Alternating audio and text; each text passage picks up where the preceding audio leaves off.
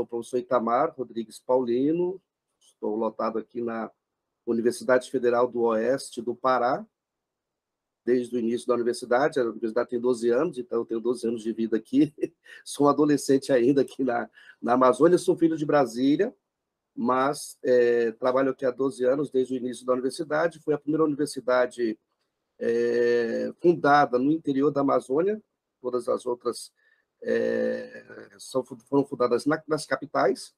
Então, essa é fundada no interior, numa cidade chamada Santarém, que fica a 1.000 quilômetros de Belém, e mais ou menos 1.000 quilômetros de Manaus. Ou seja, a gente está longe de tudo, né? Mas a gente tem aqui uma coisa que todo mundo cobiça, que é a floresta e os rios.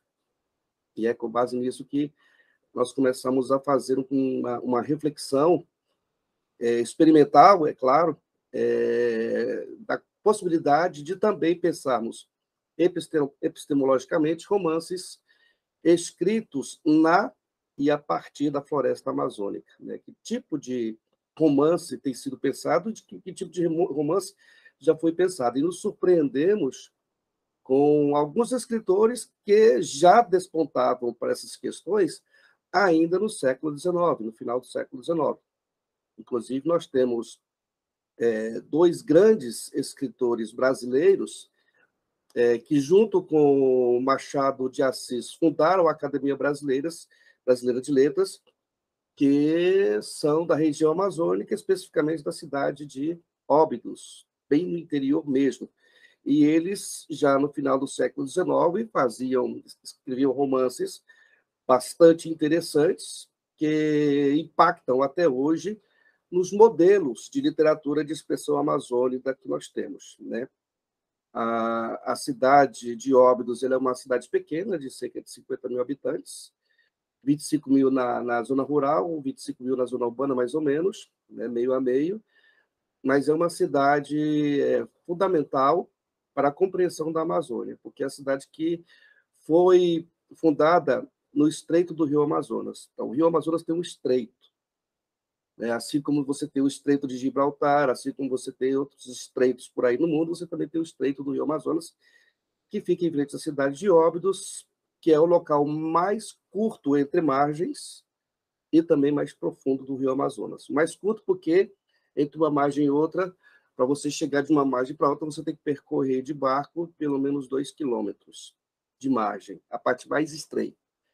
E também a parte mais profunda, que na época da vazante você chegaria a uma profundidade de 80 metros, e agora na cheia a gente alcança 100, 120 metros de profundidade, ou seja, a gente está aqui na frente de um rio gigantesco.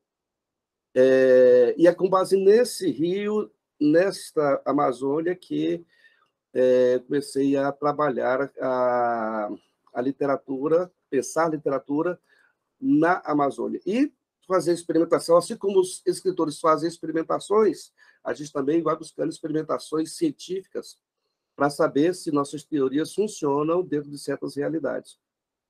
É o caso, né, da aplicação da epistemologia do romance, do pensamento mais de teoria de conhecimento para a Amazônia, mas a partir da lógica romanesca. Bom, quando a gente fala de Amazônia, quando a gente escreve sobre a Amazônia, o tópico que vem à tona de imediato é a sua geobiodiversidade. Vocês sabem disso, acho que o mundo inteiro sabe disso, que quando se fala de Amazônia, se fala de geobiodiversidade, se fala de mata, se fala de animais, se fala de rios.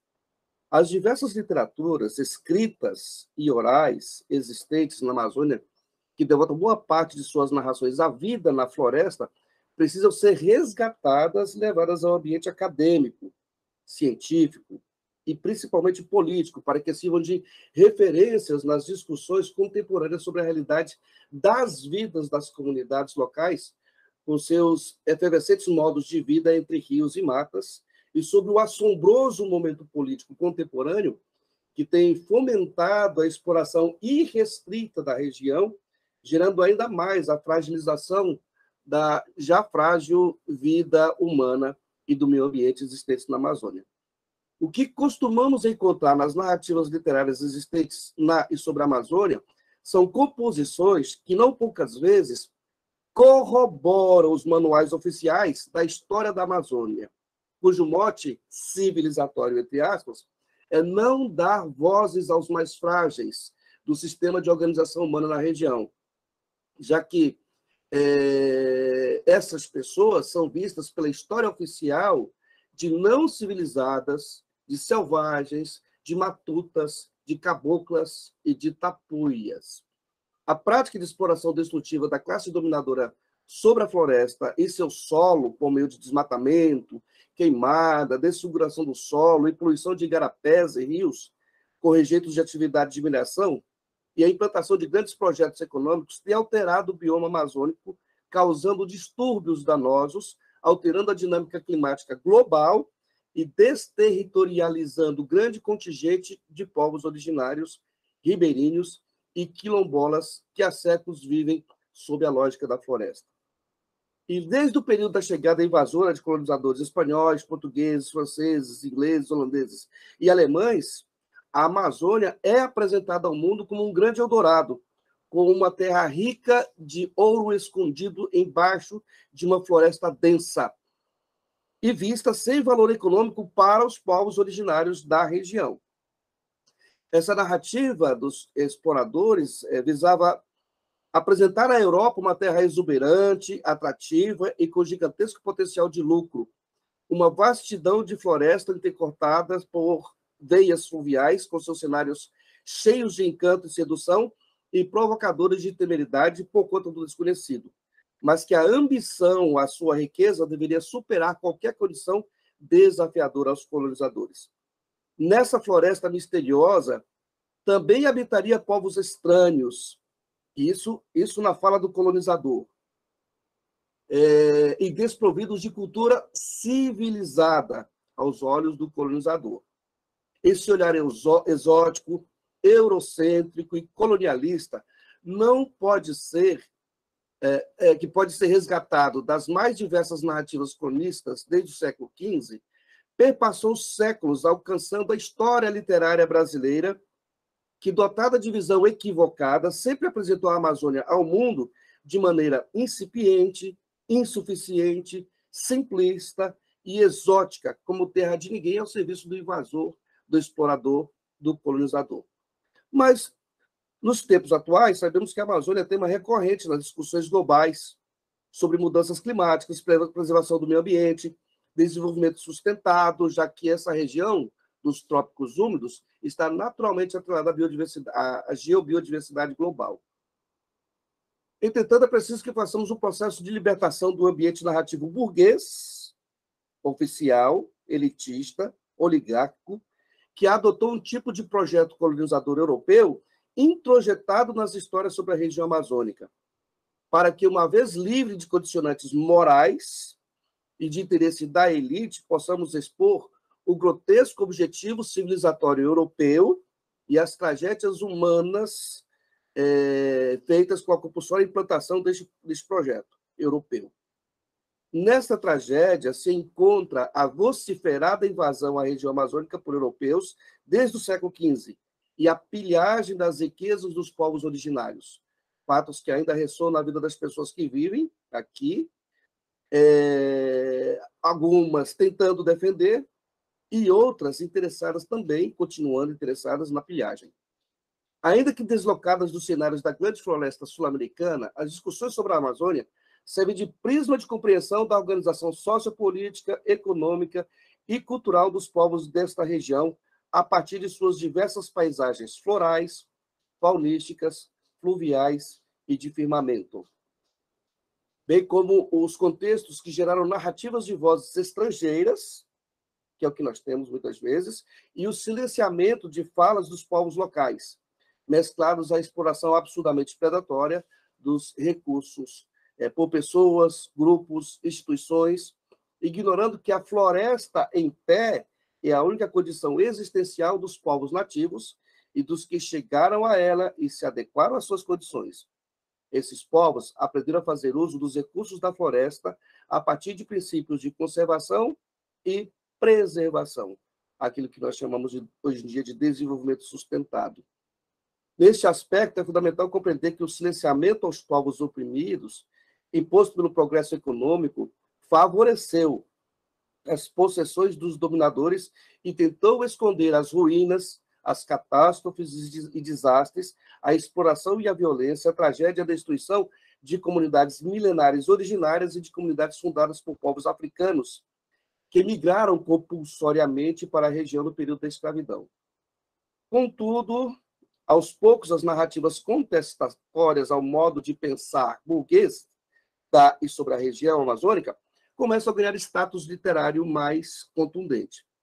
Nos dias atuais, as discussões literárias de expressão amazônica já reconhecem no horizonte literário uma dimensão mais abrangente e complexa da sociedade amazônica. Ou seja, tem-se descoberto que a literatura da região, desde o século XIX, já tem procurado retratar a realidade social e cultural da região, rejeitando o reducionismo literário cronista europeu, que teimava em falar apenas da biodiversidade da floresta e suas riquezas passíveis de exploração, ignorando a dinâmica, a realidade, a complexidade das vidas das populações que aqui já viviam. Por certo, tais questões não são novidades aos estudiosos da região. Por exemplo, Herculano Marcos Inglês de Souza, que nasceu em 1853 e faleceu em 1918, filho da cidade de Óbidos, é uma expressão literária com força regional singular no cenário moderno brasileiro. Ele influenciou o modo de fazer literatura no país, principalmente quanto à questão do realismo e do naturalismo. É uma discussão muito absurda, né? Que os pensadores da história da literatura brasileira não reconheçam Inglês de Souza como o precursor do naturalismo, e sim Aloysio de Azevedo como mulato. É absurdamente injusta, digamos assim, né?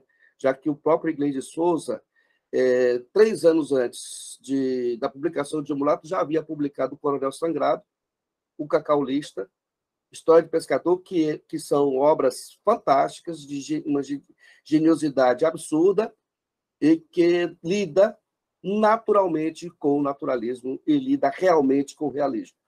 Então, a história da literatura brasileira precisa se repensar quando se trata de escritores do interior do Brasil, para não reduzir a literatura brasileira a uma literatura que rejeita o interior.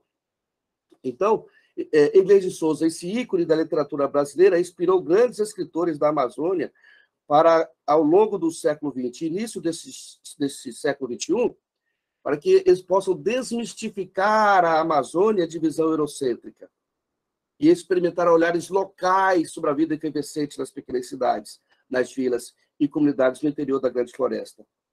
Nesse sentido, propomos trazer ao debate as particularidades amazônicas a partir da perspectiva de um escritor, nascido no entreposto de Belém e Manaus, que é a cidade de Óbidos.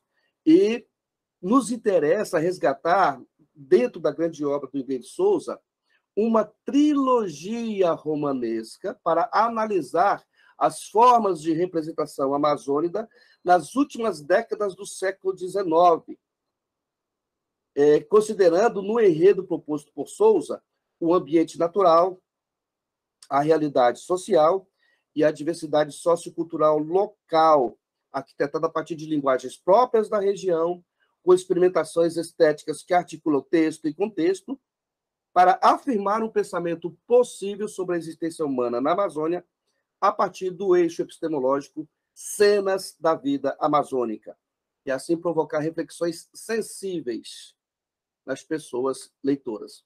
A trilogia romanesca que compõe o grande empreendimento literário de Inglês de Souza possui os seguintes romances: História de um Pescador, 1876, O Cacaulista, 1876 também, então ele escreveu 2 livros num ano só, O Coronel Sangrado, em 1877. A trilogia recebeu pelo autor o título de Cenas da Vida Amazônica, não por acaso, né? Cenas da Vida Amazônica é uma proposta de leitura de uma realidade não necessariamente real, mas é uma proposta de leitura epistemológica da realidade amazônica no final do século XIX. Embora Sousa tenha assumido o pensamento iluminista como inspiração acadêmica de sua época, num país que teimava por anos o conservadorismo oligárquico contra os ventos da modernidade, foi a influência que Émile Zola e essa de Queiroz tiveram na sua formação literária que o levou a trilhar pelo mundo da literatura. Sem o compromisso de apresentar tratados científicos da vida cotidiana na Amazônia, Sousa desenvolveu formatos estéticos sérios e lúdicos sobre o contexto histórico e cultural da floresta, explicitando o universo diversificado de cultura em processo de hibridização e a evidência da efervescência da vida na Amazônia. No âmbito da literatura, naquela época, quando o Iglesias de Souza chega ao mundo, começava a se ensaiar no país modelos mais modernos de literatura. E a influência iluminista do rigor investigativo serviu de base ao surgimento do naturalismo, com suas ênfases regionalistas na composição de textos literários. Teimoso em fazer valer o espaço da Amazônia como cenário literário para desenrolo de enredos regionais, Iglesias de Souza se utilizou de diversas formas de composição textual para debater assuntos locais, que também poderiam ser assuntos nacionais. Até porque a literatura tem essa característica de experimentar as possíveis compreensões da condição humana, sem o compromisso de apresentar tratados científicos da vida cotidiana da Amazônia. Sousa procurou uma forma séria e, ao mesmo tempo, lúdica, de tecer em seus enredos as percepções aguçadas do contexto histórico e cultural, explicitando o universo diversificado de culturas em processo de hibridização. Bom, colocado isso como cenário de base, nós poderemos entrar agora, né, nos próprios três textos, de maneira bem rápida, né? Porque seus romances concentram-se na vida social das pequenas vilas ribeirinhas de Óbidos, locais onde famílias abastadas cultivavam extensas plantações de cacau, pessoas que lidavam, e até hoje lidam, com as questões de pesca, e assim por diante. Para aquelas pessoas que não conhecem a Amazônia, ler a trilogia de Iglesias de Souza soará como uma descoberta da intensa vida social, econômica e cultural que ocorre no interior da floresta, desmistificando a falsa ideia de que a Amazônia seja somente uma floresta densa, desabitada e exótica. Para aquelas pessoas que nasceram e vivem na Amazônia, ler Sousa é ler a própria vida na sua intensidade. Os conflitos, os trejeitos, os dramas, os risos, são colocados de maneira tão regional que parece estar Sousa contando a história das pessoas locais, e não uma ficção despretensiosa. Isso nos interessa. Afinal, não seria essa a ideia fundamental da epistemologia do romance? Buscar racionalidades em uma obra que permitam ao leitor se convencer da existência de eixos epistemológicos que garantam entender aspectos da realidade sem que o texto necessariamente se comprometa com verdades? De fato, a trilogia de Sousa não está comprometida com verdades ou falsidades. Ela está comprometida com racionalidades que permitam garantir a existência das intensas relações humanas, demasiado humanas, dentro da densa floresta, e assim propor leitura de mundo a partir dessas histórias locais. No primeiro episódio da trilogia, Cenas da Vida Amazônica, o título que ele dá é a história de um pescador. Claro, o foco é a Amazônia como ambiente do enredo. O palco da trama é um pequeno sítio e uma fazenda localizados nas margens de um igarapé, de uma cidadezinha chamada Alenquer, na saída de um Paranamirim, da região baixa de Óbidos, logo depois da saída do estreito do Rio Amazonas em direção a Belém. Veja bem, essa precisão dos dados torna o texto tão crível que parece estarmos lendo um texto de geografia amazônica. O romance de 1876 narra a história de José, um tapuio, que é uma denominação dada a indígenas e seus descendentes que se negavam a negociar suas vidas com os brancos, né? Porque os brancos queriam ou escravizar ou matar os índios. E os índios se negaram a negociar a escravidão. Muitos preferiam morrer. E os índios que se organizavam para se defender diante dos brancos eram chamados de arredios. Em outros nomes, no sentido regionalista, nós chamamos isso de tapuio, né? Que é uma denominação tupi para dizer arredio. Bravo, chato, difícil de convivência. Então, a história de José narra a história do José, um tapuio, filho de Benedita e de um pescador, Anselmo Marques, que mora num pequeno sítio nas proximidades de uma grande fazenda de um coronel. Com a morte do pai de José, por afogamento em um acidente, a mando do capitão proprietário da fazenda grande, que ficava ao lado desse sítio de José, o José tem que assumir a vida da família, a vida de sua vida e a vida da sua mãe. A narrativa ensaia um debate dos contrastes sociais na figura de José, representando um colonizado matuto e tapuio, e na figura do capitão Fabrício, representando o colonizador branco, explorador, expropriador, no final do século XIX. O conflito dos dois se amplia com a entrada da personagem Joaninha, amada de José Marques, que em certo momento assume seu desejo de ficar com o capitão Fabrício, por ele ser branco e abastado. Esse conflito se encerrará com o assassinato do capitão Fabrício. Já no primeiro romance, temos a destreza de Souza ao narrar a realidade amazônica, os dramas de caboclos da região, cujo foco crítico estava nas questões sociopolíticas da época, nos conflitos entre brancos, caboclos e índios, e não nas questões ambientais. O segundo episódio da trilogia é o Cacaulista, escrito também em 1876, que conta a história de Ritinha, Miguel Farias e o Coronel Ribeiro, pai de Ritinha. O local do enredo é a mesma Amazônia interiorana do primeiro romance, mas agora expondo o ciclo do cacau amazônico do século XIX. É no Cacaulista que o leitor fica sabendo por que Miguel e o tenente-coronel Ribeiro são inimigos e como se iniciou a paixão entre Miguel e a caboclinha Ritinha, da beira do rio. Miguel, um jovem que vivia com sua mãe Ana, em um sítio chamado São Miguel, herdado do falecido marido, que a custo de trabalhos como regatão conseguira dinheiro e comprar. Ana e seu filho passam, então, a cuidar do sítio, até que parece ao leitor que o escritor está fazendo até proselitismo com seu primeiro romance, a história de um pescador. A história é bastante similar. Marido morto, esposa viúva, que passa a cuidar de um pequeno sítio com seu filho.